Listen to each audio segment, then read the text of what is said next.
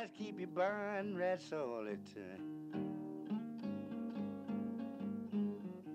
Yeah, you know rats and wigs will get you killed.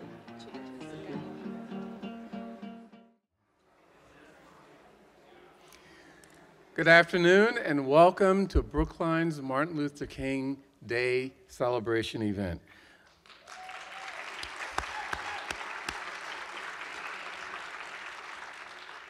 We have a great crowd on this inauspicious day. I'm Bernard Green, Chair of the Brookline Select Board and also Chair of the Martin Luther King Celebration Committee.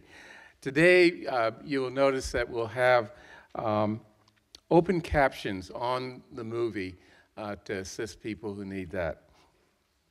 Today's program will focus on Bayard Rustin, another civil rights leader who played a very large role in the movement, but who few people know about. It will include a showing of the widely acclaimed movie Rustin, about Bayard Rustin, and his work to organize the March on Washington for Jobs and Freedom, and the obstacles he had to overcome as a radical organizer and as a gay man.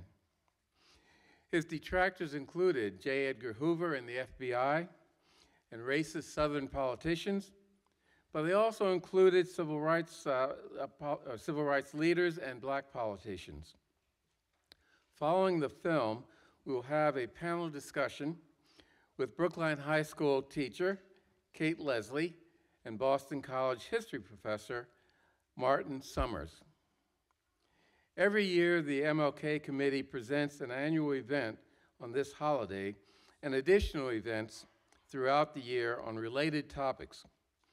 These events are designed to help our audience to develop a deeper understanding of civil rights and social justice. For example, on February 9th at the Brookline Village Library at 2 p.m., Ken Liss, president of the Brookline Historical Society, will present his research on the national protest against a proposal by the Daughters of the Confederacy to erect a Black Mammy monument in Washington, D.C. Among the protesters was a courageous Brookline resident, Robert W. Carter. Ken Liss will tell Carter's story and the story of other protesters of this racist monument.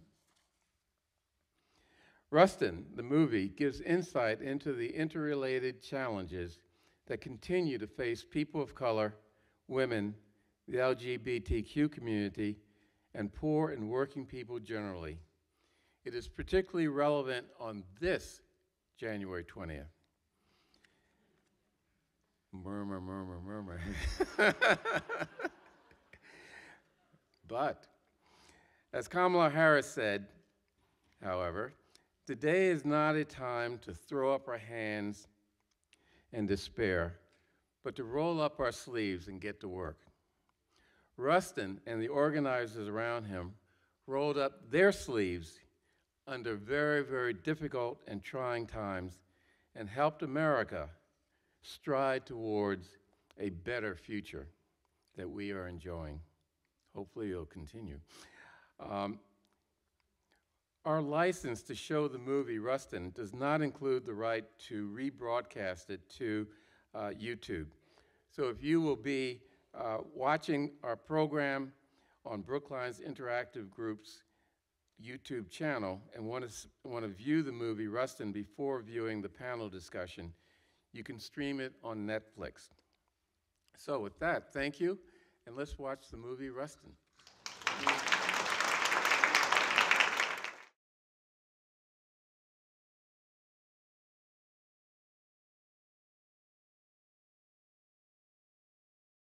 And they did a damn good job. And Coleman Domingo won an Oscar nomination for his incredible role. But all of the actors in this movie really played the parts to the hilt. I mean, even the guy who played Adam Clayton Powell, that was Adam Clayton Powell. For those of us who were around during the time when he was alive. But anyway, so let's get started. Let me start by introducing our panelists. First of all, Kate Leslie has taught social studies for 23 years at Brookline High School. Yeah. And many of us know her from her teaching our kids when they were young. My son Marshall was one of her students. Kate Leslie is the teacher leader of the Queer Student Program and coordinates much of the programming for LGBTQ students, including the school-wide LGBTQ Day of Dialogue that she has coordinated for over 12 years. And Martin Summers is a professor and director of graduate studies at Boston College. Professor Summers is a cultural historian of 19th and 20th century U.S. with particular emphasis and teaching interest in race, gender, sexuality, and medicine. Welcome. A fond place in my heart for Boston College. I attended, not the undergraduate, but one of the graduate schools. So welcome, Professor Summers. Let's start off to a question to both of you. Why is the story of Bayard Rustin relevant and important today, 62 years after the March on Washington? Let's start off with you, Kate. Sure, thank you so much. Thanks for having me here. It's wonderful to get to see this film again. I think that the story of Bayard Rustin reminds us that there are many, many critical historical figures that have been left out of history. And sometimes we leave out people because we're trying to simplify the story, right? We're trying to make heroes and villains and easy plot lines.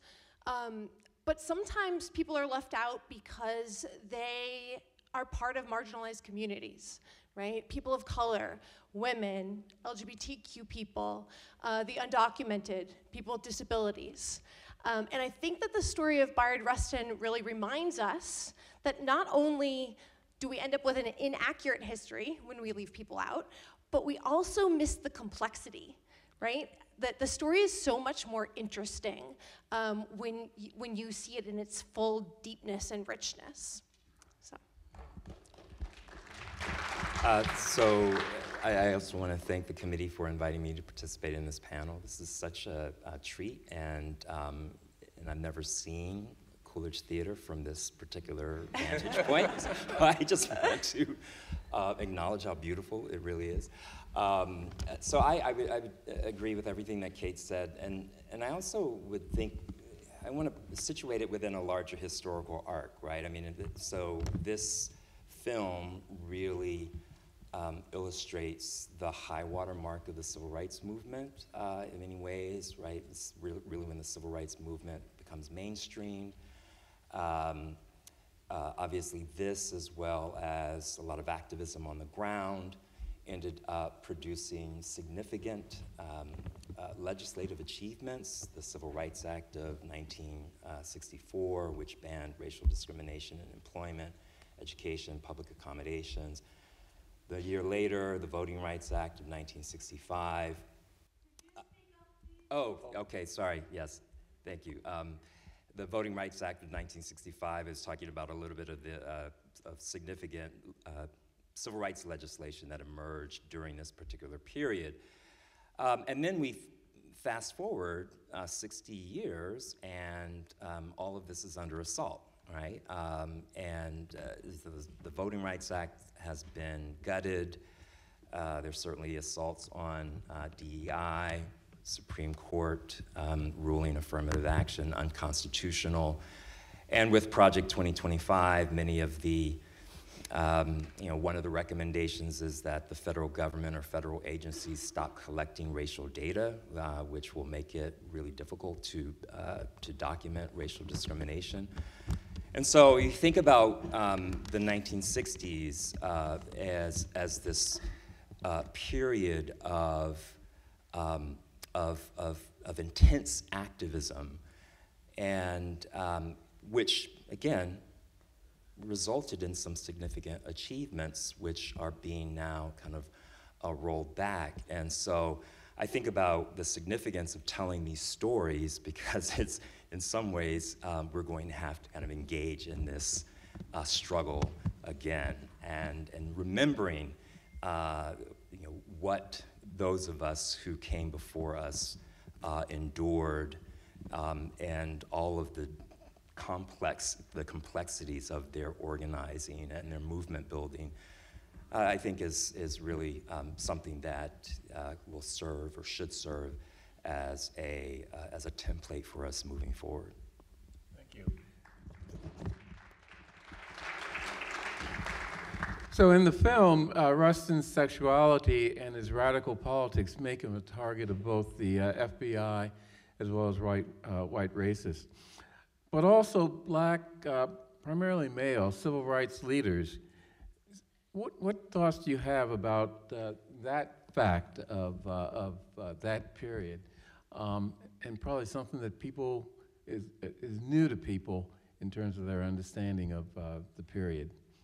Professor Summers? Yeah, and the history of it, right, exactly. And this speaks to what Kate was talking about, how, why do we not remember certain historical figures? And I certainly think that Bayard's sexuality and the way that he was marginalized within the civil rights movement at that particular time plays a significant role in how we actually don't remember his involvement in the movement.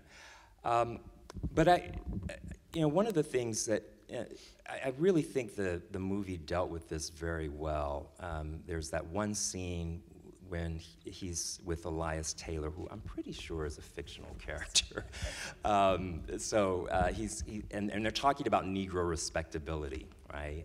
And so this is one of the things that Rustin and others really had to deal with. I mean, African Americans had been labeled with this, or stuck with this label of being sexually deviant, really since slavery, right? And so this is something that African Americans always had to kind of combat. And so when there's this figure, this kind of really key figure who is certainly not sexually deviant, but is engaging in behavior that is being labeled as sexually deviant by not only the church, but also the law, ends up jeopardizing the larger movement.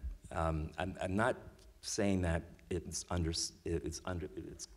understandable, but you could certainly see that this might cause some problems or challenges for leaders within the movement. But then there are certainly people like Adam Clayton Powell who I think disingenuously sought to exploit it.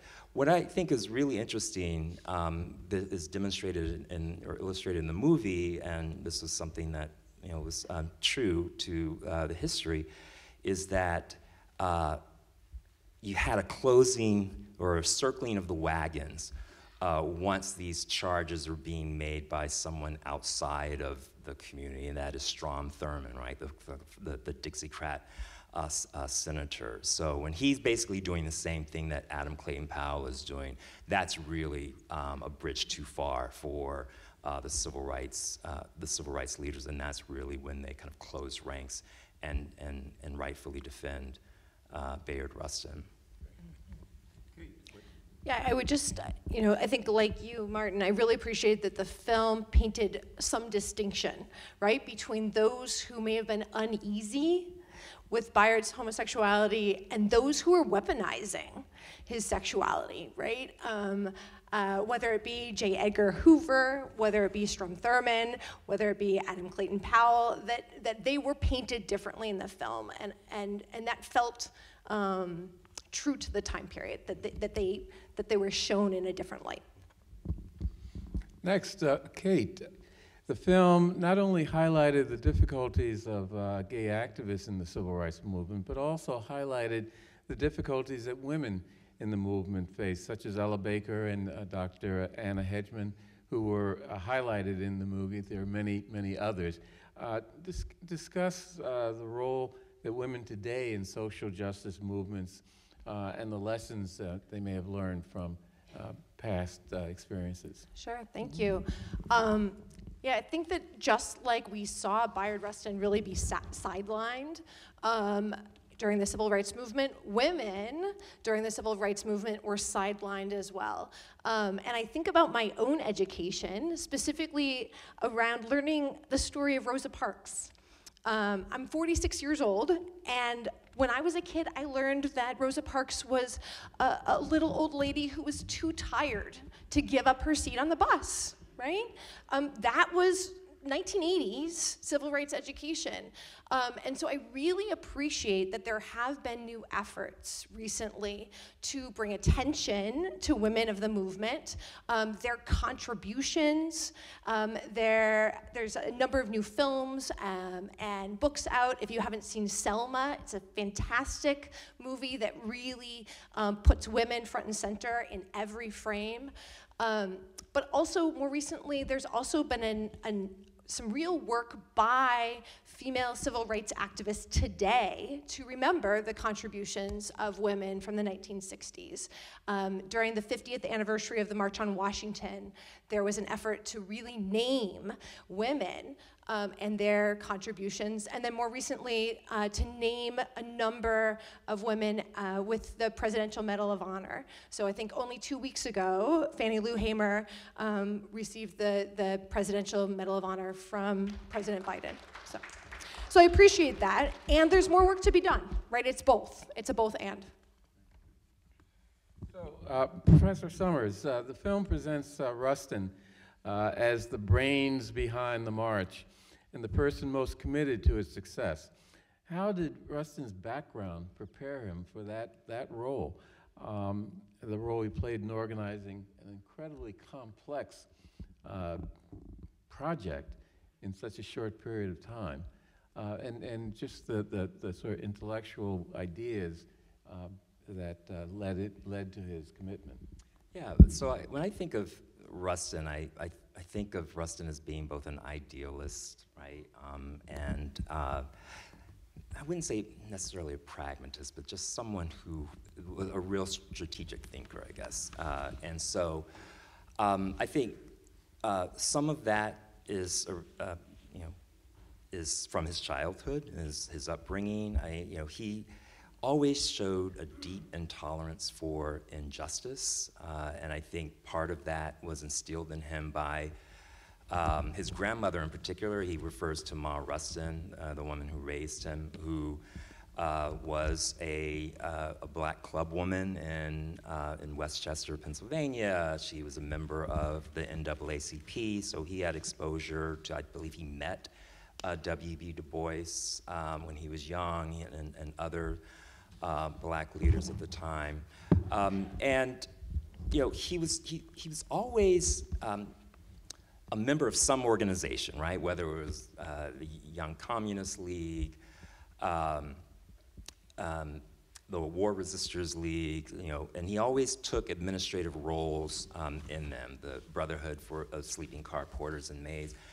But he was also an organizer, right?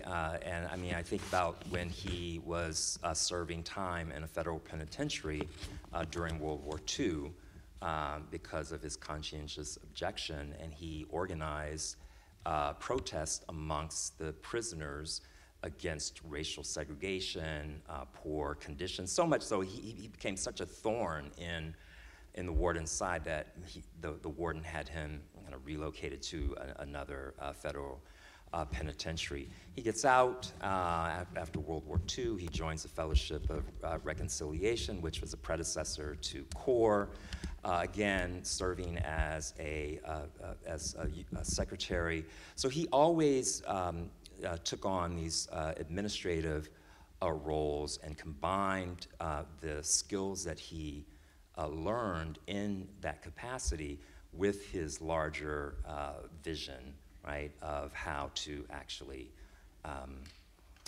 really kind of attack injustice. And then, of course, and this comes out repeatedly through the film, his commitment to Gandhian nonviolent civil disobedience. So I think that vision, combined with these kind of practical administrative skills that he developed over his lifetime really made him an ideal individual to organize the march.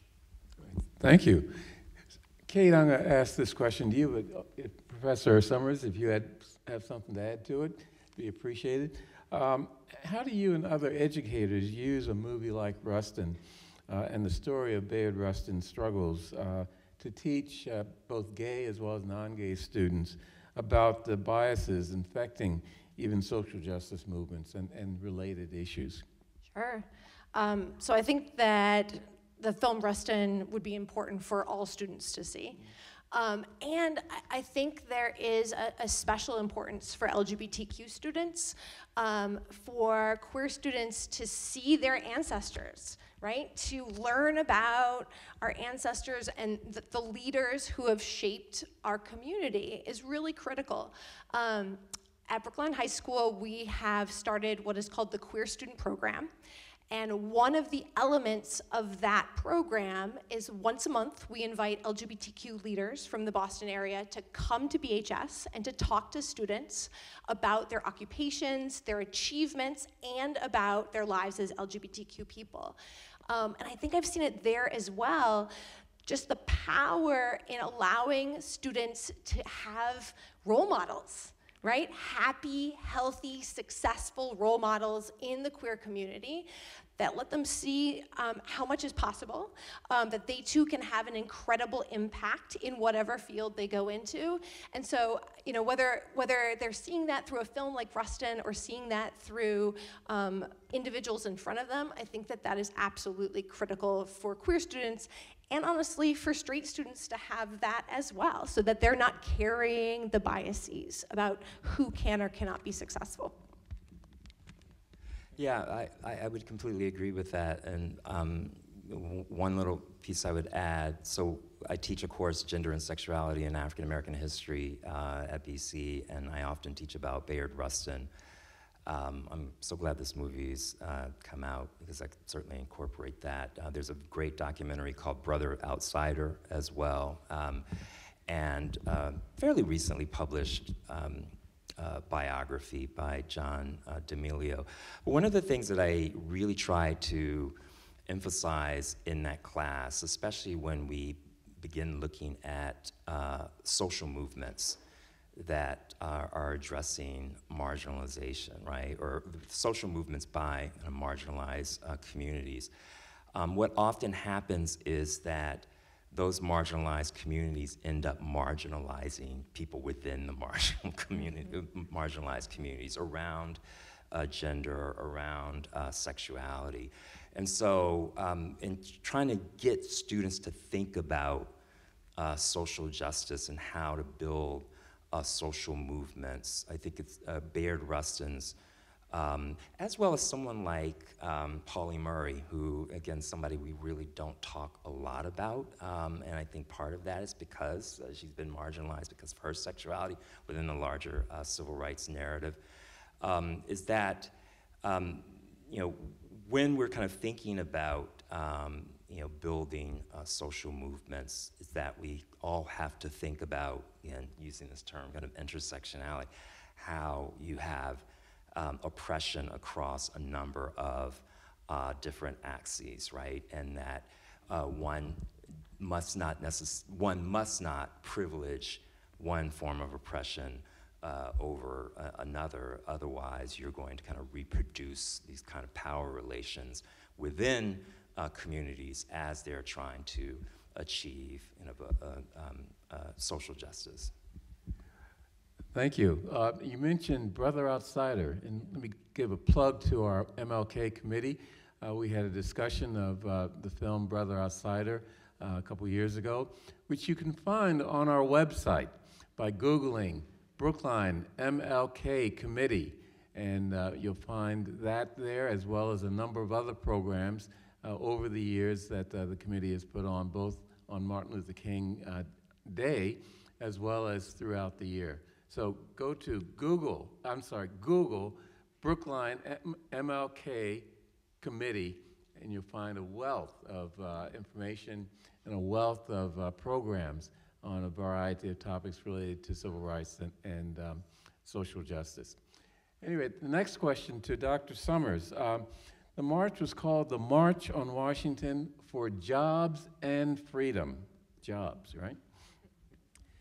Give us some insight into the unique role and significance of the labor movement in the march in terms of organizing as well as providing the resources to make it a huge success it was. Yeah, so historians often refer to as the Civil Rights Coalition that was so successful in working with, but also pressuring Kennedy to, and Congress to pass the significant civil rights legislation. And that, Civil Rights Coalition consisted of African Americans, Jews, the labor movement. But that was also, the Civil Rights Coalition kind of emerged out or evolved from the New Deal Coalition, right, which kind of emerged in the 1930s and was central to the progressive legislation that was passed during the New Deal. So, so there was a long history, right, of labor being involved in civil rights struggles, and so you had, as demonstrated in the film, locals actually participating in fundraising, but also the unions would often fund bails for civil rights activists who were arrested in the South, and so that certain unions were, I guess, more sympathetic to the civil rights movements than others. Of course, the UAW being probably the most supportive of the unions. And so one of the things I also think that this really speaks to is there's, we often kind of think about the evolution of the civil rights movement as going from having a focus on achieving or obtaining kind of civil and political equality, and only later turning its attention to economic security and economic justice. But that binary never really existed, right? I mean, the civil rights activists were always, always incorporated economic justice within their vision of freedom and equality. And so I think that this is really reflected in the partnerships that civil rights organizations sought with labor. Would you also agree that another aspect of that connection is the actual organizing skills? Yes. The tools, how to go out and get people to come into an organizing Yes. process. Yeah. That many civil rights leaders, civil rights organizers, especially in the South, the Deep South, Right. learn from steelworkers unions in Yeah. Birmingham and elsewhere. And tactics as Right. well, strategy, like the sit-in movement. Right. The sit-in movement was pioneered by auto workers, right, in the 1930s. So. Yeah, good. Okay, to conclude, unless you want to talk about other things, today is Martin Luther King Day, but it's also, as you probably know if you've had the TV on, and I'm sure many of us haven't, today is Inauguration Day. So what thoughts do you, both of you, have on the value of this film, Rustin, to the new political era we are entering, and what guidance can you find in the film to help us sort of get through it? So, Kate? Sure. Sorry about the tone of that question. Well, I'll have a two-part answer. I think I find both hope and trepidation, when I'm honest. I think I find hope in this film because it really highlights the power of people to organize against unjust power structures, right? We see, absolutely, right? Direct action is central here, and we see the power that people had to dismantle Jim Crow in the South, and then to push through the civil rights legislation of '64 and the Voting Rights Act of '65. And so for me, I have to remember that that does remind us that we have power over the next 4 years to resist mass deportation, to resist the implementation of anti-trans policies in our school, right? To refuse to not teach critical race theory or to talk about DEI. And so for that gives me hope. And then in terms of trepidation, I think the film also highlights how important and how difficult coalition building is. It is pretty remarkable in 1963 that the big 6 civil rights leaders come together and for 2 months, despite bickering, are able to pull off this March on Washington, and then the coalition splinters. And right now, what the left needs to resist MAGA Trump policies, right, is coalition building. There's people coming together, making common cause. And I think that the film shows how important that is and how difficult it is. So I think we have our work cut out for us. But that's my two-sided response. Thank you. Yeah, that's fantastic, and we did not coordinate this, but one of the things that I was going to say was the importance of coalition building. And although I don't share the same sense of trepidation, but I also recognize it as a necessity, right? That we have to build coalitions to resist MAGA.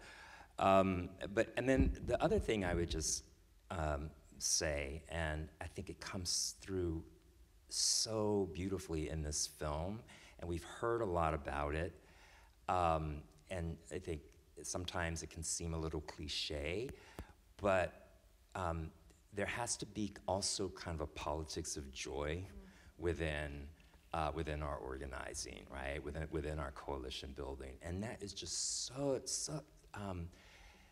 embodied by Bayard Rustin. Right, is that we have to have a sense of certainly. Let me put it this way: our activism, our coalition building can't be dominated by a sense of foreboding, right? I mean, we have to. It has to be something that is. Incredibly a positive vision for the future, and how we get there, and that it's okay. We're going to have some setbacks, but along the way, in terms of doing this like really nitty-gritty work, we also have to find some time to have some joy in our life. So. Yeah.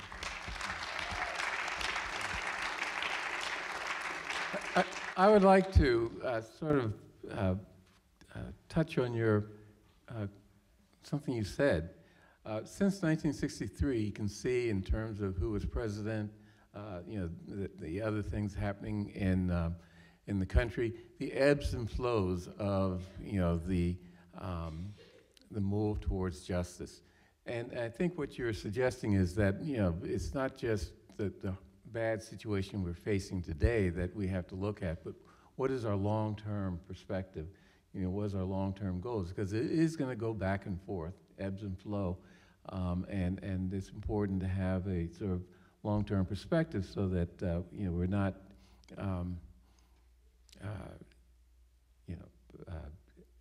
feeling bad about our future and et cetera. So, any comments on that or? No? Okay, well, thank you.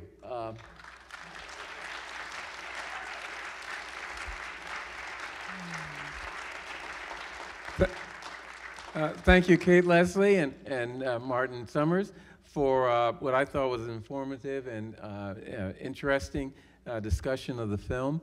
And I hope that you in the audience have been inspired to learn more about the civil rights movement, the social justice movement in a deeper way.